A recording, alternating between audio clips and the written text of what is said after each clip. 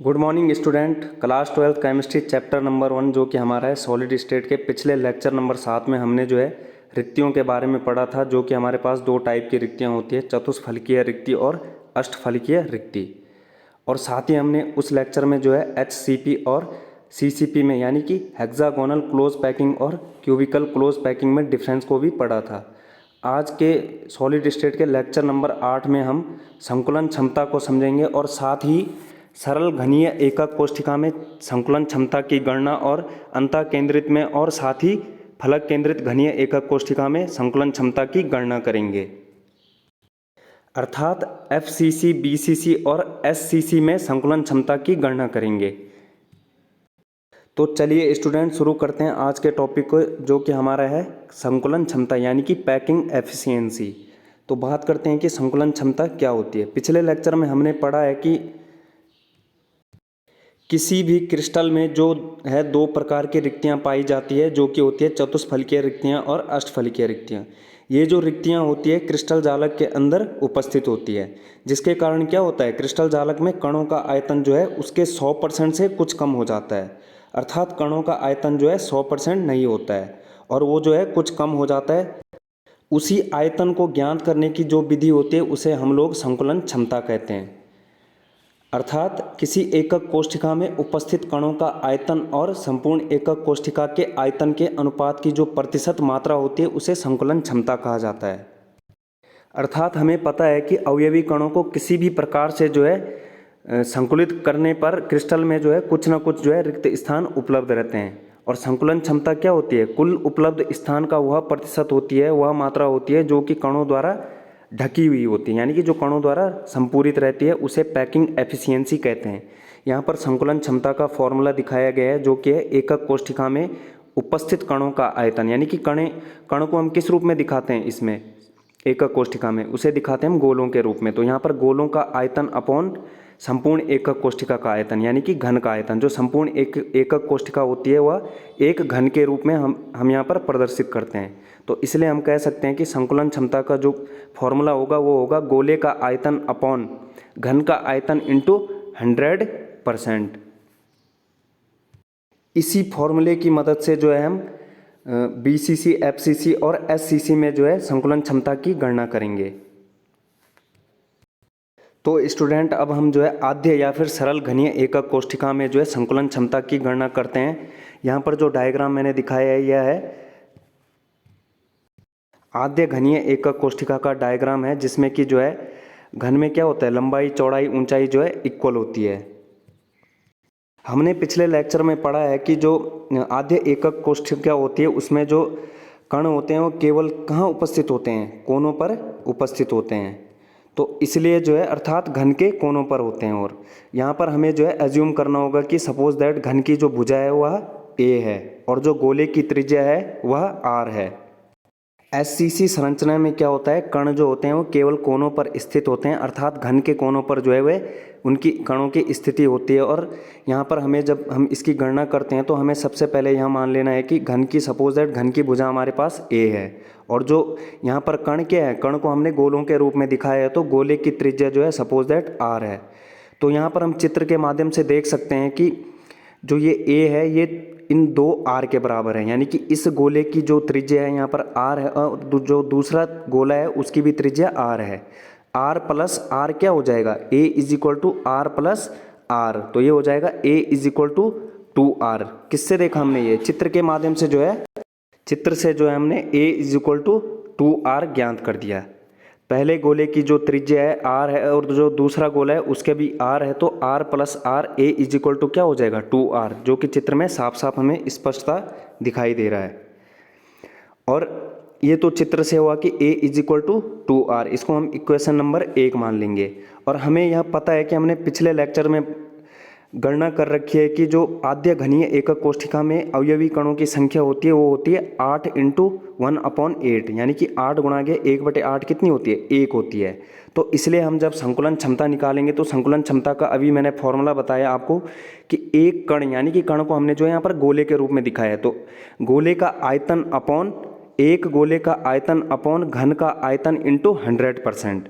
तो हमें पता है कि कण यानी कि जो गोला होता है, गोले का आयतन होता है 4/3 पाई आर क्यूब, और जो पाई का मान होता है यहाँ पर 22/7 होता है। 4/3 पाई आर क्यूब क्या होता है, गोले का आयतन होता है, और जो घन का आयतन होता है वो होता है ए क्यूब, भुजा का होल क्यूब।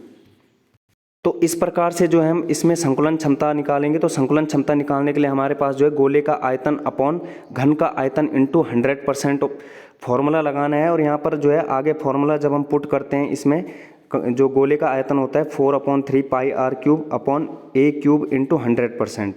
और यहाँ पर जो है ए की जगह पे जो हम यहाँ पर घन की भुजा है, यहाँ पर ए की जगह पे जो है 2r इक्वेशन नंबर 1 से रख देते हैं। तो क्या प्राप्त होता है हमें, 2r क्यूब। तो ये हो जाएगा, आगे जब सॉल्व करेंगे हम 4/3 pi r cube upon 2r का होल क्यूब इंटू 100%। और ये कहाँ से आए, ये चित्र से हमने निकाला अभी कि a इज इक्वल टू जो है 2r है। तो इसको जब हम सॉल्व करने जाते हैं तो यहाँ पर पाई की वैल्यू जो है 22/7 रखने के बाद, और जब a का मान जो है हमने यहाँ पर 2r रखा तो 2a क्यूब था, तो यहाँ पर क्या हो जाएगा 2r का होल क्यूब। और 2r को जो है होल क्यूब करने पर जो है हमारे पास कितना आएगा, 2r की जो है 3 बारी मल्टीप्लाई करनी है, तो वो आ जाएगा हमारा 8r का क्यूब आ जाएगा।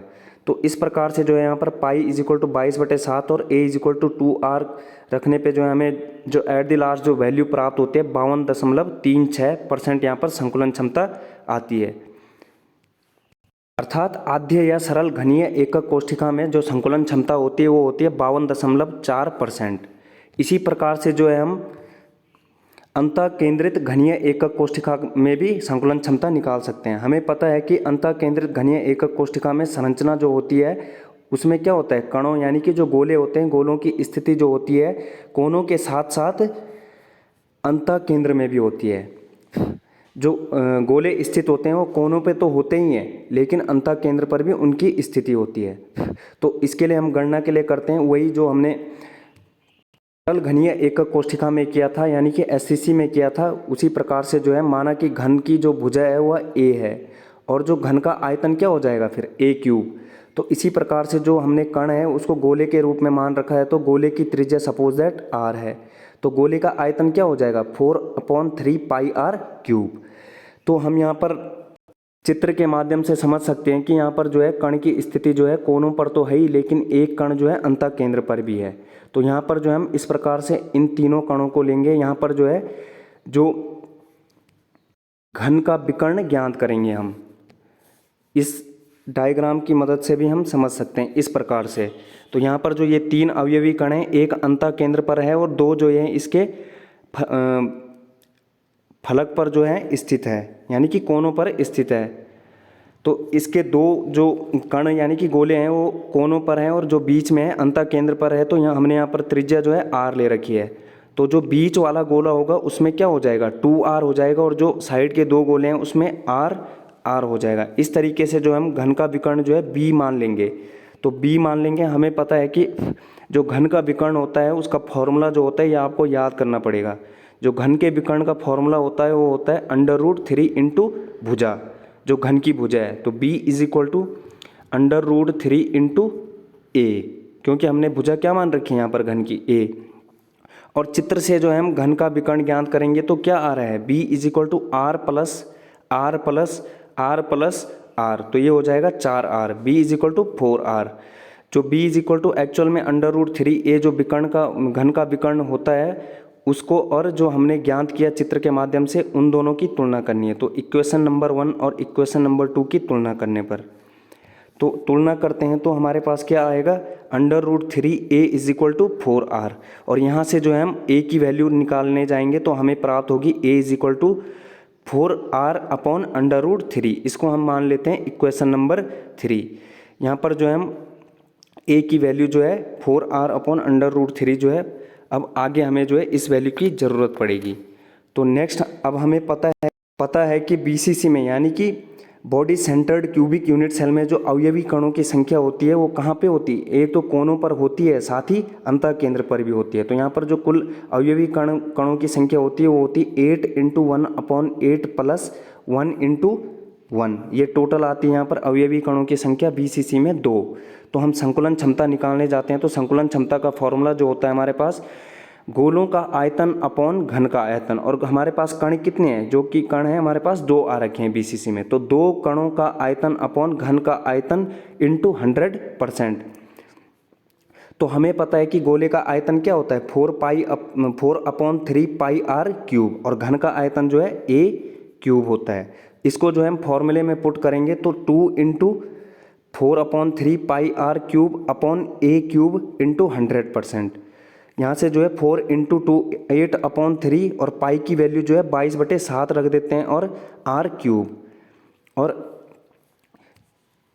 और हमने अभी जो है इक्वेशन नंबर 3 जो निकाली थी वो निकाली थी a = 4 इंटू r/√3। इस वैल्यू को जो है यहाँ पर a की जगह पे पुट कर देंगे।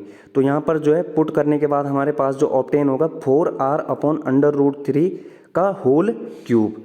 इसको जब हम सॉल्व करने जाते हैं इस वाले को तो हमें प्राप्त होता है यहाँ पर 64r³ और जो ऊपर वाला पोर्शन है यानी कि जो अंश वाला पोर्शन है 8/3 इंटू 22/7 इंटू r³ इंटू 100%। जब हम इसको सॉल्व करते हैं तो हमें जो है टोटल यहाँ पर लगभग 68% जो है यहाँ पर संकुलन क्षमता प्राप्त होती है। एक्यूरेट जो संकुलन क्षमता प्राप्त होती है हमें यहाँ पर बीसीसी में वो होती है 67.96%। तो अप्रोक्स 68% जो हमें यहाँ पर बीसीसी में जो है संकुलन क्षमता होती है। इसी प्रकार से जो है हम फलक केंद्रित घनीय एकक कोष्ठिका में संकुलन क्षमता की गणना कर सकते हैं। हमें पता है कि फलक केंद्रित घनीय एकक कोष्ठिका में कण जो है कोनों के साथ साथ फलकों के केंद्र में भी स्थित होते हैं, यानी कि जो गोलों की स्थिति होती है वो फलकों पर तो होती है और साथ ही कोनों पर भी होती है। तो इस प्रकार से जो है हम यहाँ पर भी अज्यूम कर लेते हैं कि माना क्या है घन की भुजा जो है a है और गोले की त्रिज्या क्या है r है। तो यहाँ पर घन का आयतन क्या हो जाएगा a³ और जो गोले का आयतन हो जाएगा वो हो जाएगा 4/3 पाई r³। पाई का मान जो यहाँ पर 22/7। यहाँ पर आपको डायग्राम में भी दिख रहा होगा कि किस प्रकार से जो है अवयवी कण जो है स्थित हैं, यानी कि फलक प्रत्येक फलक के साथ साथ जो है कोनों पर भी स्थित है, अर्थात कोनों पर भी अवयवी कण स्थित है और साथ ही प्रत्येक फलक पर भी स्थित है। तो यहाँ पर जो है यहाँ पर एक बीच में फलक पर स्थित है और बाकी जो इससे 2 सटे हुए अवयवी कण यानी कि गोले हैं वो कोनों पर स्थित है। तो यहाँ से जो है हम पाइथागोरस प्रमेय की मदद से जो है फलक का विकर्ण ज्ञान सकते हैं। माना फलक का विकर्ण क्या है b है और पाइथागोरस प्रमेय की मदद से हम यहाँ पर इस फलक का विकर्ण यानी कि b का मान ज्ञात कर सकते हैं। और जो पाइथागोरस प्रमेय होती है वो होती है कर्ण का स्क्वायर इज इक्वल टू आधार का स्क्वायर प्लस लंब का स्क्वायर। यहाँ पर इस चित्र के माध्यम से जो है हम फलक के विकर्ण का मान ज्ञात कर सकते हैं। यहाँ पर आपको दिख रहा होगा कि यहाँ पर जो आधार है a है और जो लंब है वो भी a है। तो यहाँ पर जो ये इसका मान है कर्ण का मान है वो हो जाएगा b is equal to √a² plus a², जो कि आ जाएगा b is equal to √2a। तो इसको आप डायरेक्ट भी याद कर सकते हो कि फलक का विकर्ण का जो यहाँ पर मान होता है वो होता है b is equal to √2 into a। और इसके बाद हम जो है इसको इक्वेशन नंबर 1 मान लेते हैं। इसके बाद हम चित्र के माध्यम से ही जो है फलक का विकर्ण ज्ञात करने जाते हैं। तो यहाँ पर आपको दिख रहा होगा कि जो ये विकर्ण जा रहा है या केंद्र से होते हुए तीनों गोलों के केंद्र से होते हुए जा रहा है। तो यहाँ पर हमें पता है कि हमने जो गोले की त्रिज्या ली थी वो स्मॉल r ली थी। तो जो फर्स्ट गोले का त्रिज्या है वो r है, जो सेकंड गोले जो है पूरा है तो इसमें जो है 2r हो जाएगी त्रिज्या, यानी कि जो व्यास हो जाएगा। तो व्यास क्या होता है d is equal to 2r, जो डाईमीटर होता है वो दुगने होता है त्रिज्या के। तो यहाँ पर जो है गोला जो है पूरा गोला जो है इन दोनों के बीच में आ रहा है, तो इसलिए जो है यहाँ पर जो त्रिज्या हो जाएगी r प्लस r क्या हो जाएगी बीच वाले गोले के लिए 2r टोटल त्रिज्या, यानी कि व्यास मान सकते हैं हम इसको। और जो तीसरा वाला गोला है इसमें जो है r है, तो ये टोटल कितनी हो जाएगी 4r। चित्र से जो है फलक का विकर्ण b is equal to r plus r plus r plus r is equal to 4r। इसको जो है हम इक्वेशन नंबर 2 मान लेते हैं। अब इक्वेशन नंबर 1 और 2 की तुलना करने के पश्चात जो हमें a की वैल्यू जो प्राप्त होती है वो होती है a is equal to 4r/√2। तो इसको जो है हम इक्वेशन नंबर 3 मान लेते हैं। इस इक्वेशन नंबर 3 की ज़रूरत जो है हमें आगे जो हम संकुलन क्षमता ज्ञात करेंगे तो उसमें पड़ेगी। हमें पता है कि जो एफसीसी यानी कि जो face centred cubic unit cell में कणों की संख्या होती है फलकों के साथ साथ कोनों पर भी स्थित होते हैं। जो गोले स्थिति गोलों की यानी कि अवयवी कण या फिर परमाणु अणु आयन की स्थिति होती है वो कोनों के साथ साथ प्रत्येक फलक के केंद्र पर भी होती है। तो यहाँ पर एफसीसी में कणों की संख्या क्या हो जाएगी 8 × 1/8 plus 6 × 1/2 is equal to 1 + 3 is equal to total 4 हो जाएगी। तो संकुलन क्षमता का जो फॉर्मूला है तो हमें पता है कि संकुलन क्षमता का फॉर्मूला क्या है, गोलों का आयतन अपॉन घन का आयतन इंटू 100%। और हमारे पास जो गोले यानी कि कणों की संख्या यहाँ पर एफसीसी में है वो 4 है। तो 4 गोलों का आयतन अपॉन घन का आयतन इंटू 100%। यहाँ पर हमें पता है कि गोले का आयतन क्या है 4/3 πr³ और जो घन का आयतन है a³। इसको जो है हम फॉर्मूले में रखने के बाद जो है आगे सॉल्व करते हैं तो हमें जब यहाँ पर प्राप्त होता है क्या होता है 4 × 4/3 πr³ इंटू 100% अपॉन a³। और यहाँ पर हमें अभी ज्ञात किया था कि a का मान जो है 4r/√2 होता है इक्वेशन नंबर 3 से, और a की जगह पे जो है इस मान को रखा जाता है। तो यहाँ पर हमें संकुलन क्षमता जो है 4 × 16/3 और पाई का मान जो है यहाँ पर 22/7 इंटू r³ अपॉन a का मान जो है 4r/√2 रखने पर 4r/√2 का होल क्यूब इंटू 100%। यहाँ पर जब हम इसको सॉल्व करते हैं तो हमें एट द लास्ट जो वैल्यू प्राप्त होती है 74% लगभग, और जो यहाँ पर √2 का मान होता है 1.41 के बराबर होता है। तो यहाँ पर 1100/21 इंटू √2 जब हम इसको सॉल्व करते हैं तो हमें 73.85% वैल्यू ऑब्टेन होते हैं, यानी कि 74% जो है यहाँ पर एफसीसी में संकुलन क्षमता आती है। लास्ट में जो है ये तो हमने गणना की कि किस प्रकार से जो है 52% आया, किस प्रकार से 68% आया, किस प्रकार से 74% आया। इसको हम सारणी की मदद से डायरेक्ट भी याद रख सकते हैं।